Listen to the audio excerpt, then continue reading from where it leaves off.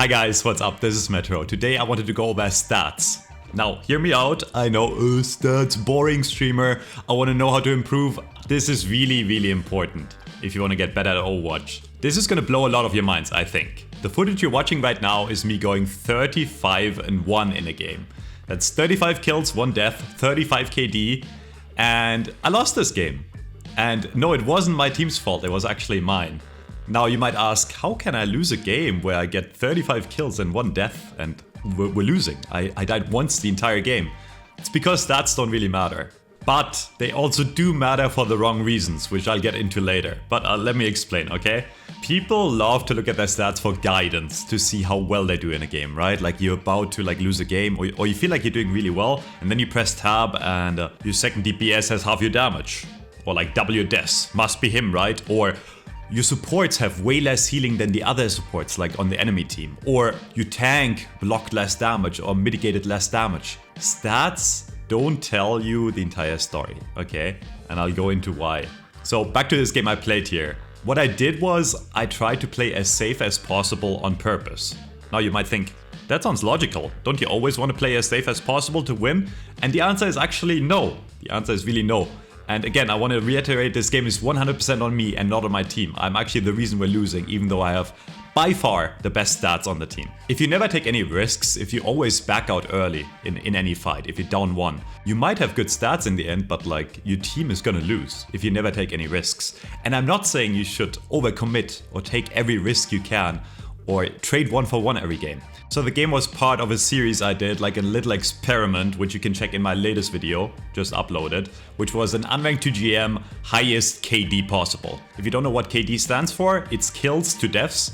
So the higher your KD technically, the better you should do. And there's tons and tons of people in Overwatch that care about KD. And this goes all the way from bronze up to top 500. People think their KD matters, and I'm here to tell you why it really does not matter at all, okay? During that series, I played for like 5-6 hours. I had the best stats possible, amazing. Every game I was at least 10 KD, so I got at least 10 kills. Every death I had the highest damage on the team by far, and I lost way more games than if I just played normally, which objectively makes it the worst play, right? But I'll elaborate. If you look for your stats only, you become a worse player, and I truly do mean that. In the sense that if you never take any risks, or if you always play super safe, there will be lots of fights, like a lot of fights every single game, that you will lose for your team. And I see this in all elos. Again, like I see this in my top 500 games. I see this in plat games that I spectate. One team is down, there's always this one DPS or this one support that backs out really early because they don't want to die, you know? Hopefully my team doesn't think I'm bad, I need to save me. But if that person would have stayed with the team, there is a chance you die, but there's also a good chance you can turn the fight around. You can always turn a 4v5 around. You can turn 3v5 or 2v5s around. Is it likely that you're gonna turn a 2v5 around? No, not at all, right? It's really rare to even turn a 3v5 around. But if you never take that risk, every single chance you have, you just delete, right? Let's assume in a game you have like 6 or 7 chances to turn a fight around. I think that's reasonable, right? Like you always lose some fights. If you never take that risk, even if one of those fights would have been turned around by you staying in, you might end up with 6 more deaths. Think about it, right? Like if you back out really early in every single one of those fights, you would have 7 less deaths. But if you commit, and there's a really high chance you're dying, you might end up in the scoreboard with 7 more deaths in total at the end. But you might also end up with a win instead of a loss. And this doesn't only go for KD.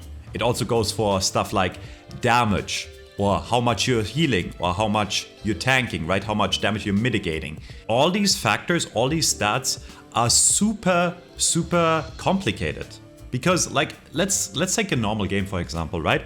If I'm a DPS and I only shoot a tank, I'm gonna have way more damage than my second DPS that plays kinda on the sidelines and tries to get pickoffs on their DPS, for example, right? Technically, I mean, depending on the situation, my second DPS is actually doing more than me, because if he gets, you know, that pickoff, that first kill, or if he turns the fight around, he will have dealt way less damage than me. He might also even have less kills overall, because kills also count if you just assist with damage, right? You know this entire meme about Moira getting gold elims in Overwatch 1 or now the highest elims. That's because if you deal 1 damage to a guy that then dies, you get that kill. Even though if you look at it on paper, you probably didn't even contribute to the kill, you just damaged them once.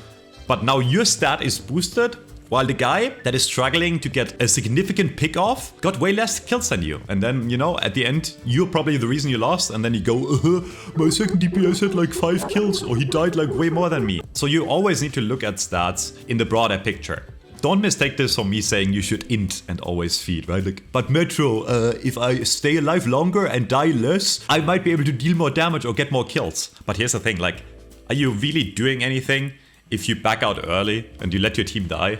I mean, yeah, you saved yourself from dying once, but did you really do more? Yes, play safe. Yes, if you stay alive, you can do more, right? You're worthy more alive than dead. But that doesn't mean better stats makes you a better player. Let me give you another example for you supports out there. If your second support has less healing than you, that could be because the healing output is just lower, right? They might play a Zenyatta, that's the obvious case. But like, let's imagine you're the tank player on your team and you see that your supports have way less healing than the enemy supports. What could that really mean? It could mean that your team is dealing way more damage to their team, so their supports can heal more, and your team is taking very little damage, right? So maybe it's you as the tank that doesn't play aggressive enough. Maybe your supports don't get their ult charge fast because you are playing so safe that everyone on your team is just like trying to not die, while the enemy team is running into you, like just swinging into your face. And they keep on healing, they get ults, and they just overwhelm you. And then you're like, I'm the tank, I'm not supposed to like play super... No, stats don't matter. That's the one thing I want you to take from this. Another good example for stats that don't matter, accuracy, right? People talk about accuracy all the time. Like, is this accuracy good? Is this accuracy good? The answer is, I can't tell you. Do you feel like you're hitting a lot of shots? Then you're probably doing well. Do you feel like you're not doing a lot? Then you're probably doing badly. But the number doesn't tell you the story. Again, you will have higher accuracy if you only shoot the tanks. And you'll probably do less, right? Imagine playing against double flanker, like Tracer Genji and then like a Kiriko. It's gonna be way harder for you to hit the enemy on DPS, and you're probably gonna end up with a way lower accuracy overall. But you might play way better, right? Than that game before where you only shot the tank and you have double the accuracy. Accuracy doesn't matter. Damage doesn't matter. What does matter is how you play compared to your team. So here's one thing which they don't show you, but one important stat. If you're always the guy dying first on your team, you are the issue. But the thing is, if you're always dying first and your team commits, everyone is gonna have around the same deaths, right? You might even have lower deaths. Imagine you run in first, you die instantly, you lost your team the fight basically, and then your team plays it out in the long term. They struggle and struggle, maybe your Mercy gets another res off, and your second DPS dies more than you because you just got dressed and died twice. And then you blame your second DPS. No, it was you. You died first. But suddenly you can't see a stat like dying first in a team fight, because how would the game know that, you know, you were the first in a team fight to die? It's not as advanced, you know, it's not an AI, like an all-knowing AI. You should really only take stats as like an idea of how the game is going. Like, you know, if your entire team is like 10 kills, 2 deaths, and you have one guy on your team that's 2 and 10, that guy is probably not having the best game, right? And then you could probably mention it and be like, hey, maybe you should swap, maybe you should do this. So I'm not saying stats don't matter at all. And I know I'm using the word stats a lot, but I really want to elaborate. Stats by themselves, like you could give me a screenshot of a score screen, I couldn't tell you anything about how the game is going. I've had games where I had by far the highest deaths on the team, and I feel like I carried. And I also had games where I had by far the best stats on the team, and I feel like I did nothing. Like, I really just did this to show how little the stats really matter. There's people with a 2 KD in top 10 in top 500 with 2 KD, which is considered low in Overwatch. And then there's people that have a 10 KD and they can never get out of plat because they always play super safe because, oh, I need to look, like they press tab every 2 seconds. It's like, oh, I'm Widowmaker and I missed a shot. Oh no, I hope my accuracy didn't suffer. But that Widowmaker that takes the risk every time and misses more than you, but also does more, is way better than you. But you can jerk off on your stats, I guess. But this brings me to why stats sometimes do matter. So if you guys didn't know, up until Masters rank, so most most of the player base, right? Masters is supposed to be top 3% of Overwatch. So if you are in the 97% that is not Masters or above, your stats do matter for one thing, and that is your SR gain or loss, so your matchmaking rating. You can lose more games than you win, but as long as your stats are good on paper, the game is gonna think you did well, and it's gonna boost your SR. It's gonna give you more SR per win and less SR per loss, which is called performance-based matchmaking. So that's only a thing until Masters, is what Blizzard are saying. This is Blizzard's word, not mine. That was also another great example of this run I did. I went like 7 and 8 in placements, like completely horrible. Like I was trolling basically. But because my stats were so insanely high every game, I placed like higher than my usual unranked 2 GMs where I go 7 and 0. How can I place higher with a 7 and 8 score? Like 7 wins, 8 losses. Then going like 7 wins and 0 losses, or 7 wins and 2 losses, right? Obviously the person that wins 7 and 2 is probably better than the person that goes 7 and 8. That's a negative win rate. And I was laughing my ass off. I was sitting there like, I'm 7 and 8 and I'm climbing. I went 7 and 8 on a new account.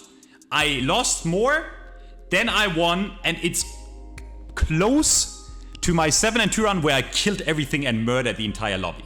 That is not okay. That's the broader issue with the matchmaking, or it's one part of the matchmaking that's very skewed, right? Because it does encourage people to play for their own stats and play selfish, when if you want to improve and you want to, like, you know, win, that's not the right way to do. Here's the issue, right? Improving and winning is not equal to climbing in SR.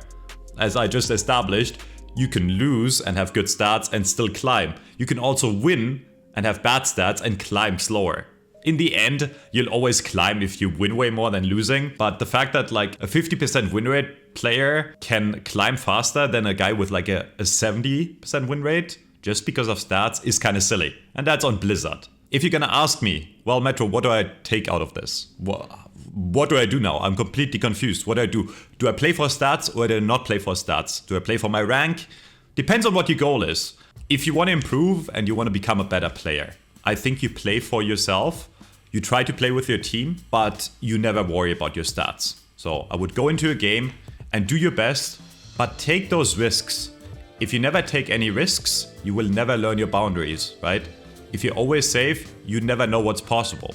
On the other side, there's people that play really, really aggro like me. I'm a feeder, like I go in at all times and I always commit. When I'm the last guy alive, I will die. I will not back out. I don't care, right? Like I don't care about that extra death. If there's a chance I get like 2 somehow and then my team can come back in and retake because they're up 1, I will take that risk every time. And that's probably also not the right way to go about it, right? So somewhere in the middle, you gotta find a middle ground, basically. Don't play too safe, don't play too aggro, but again, like think about why you have a good score or a bad score in a game. I blame my teammates all the time. I can be a big a-hole sometimes. You know, everyone has those games where you're like feeling like you're doing so much and you're really frustrated. And then you look at the scoreboard and your Ryan is 0-10. Then yeah, he's probably feeding. Again, like there's also games where you just can't avoid dying. I can give you one of my examples.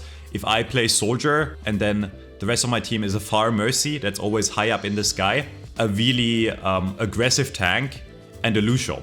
And all my team does is fly away, right? Like my Far Mercy is free in the sky, like the enemy doesn't have a hit scan, and my Lucio is always skating around in a backline and my tank is somewhere. They're gonna go for me over and over, right? Because I'm the easiest target to kill. Far Mercy, they can't kill because they don't have a hit scan. Lucio is too fast. The tank can fly around, like let's say it's a ball, right? A wrecking ball, for example. I'm gonna be in that game that I just described. I'm gonna be the person with the highest deaths. And then if we lose, my team is gonna blame me. But what's really happening again is that I'm the target the enemy team is gonna pick off, and I don't have any support.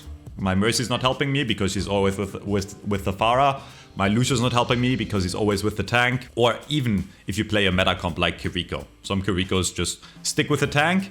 If I play kind of safe and I know my healer is next to me and I get shot and my support is not healing me, that's on them. But I'm going to be the one that is going to have, you know, worse stats.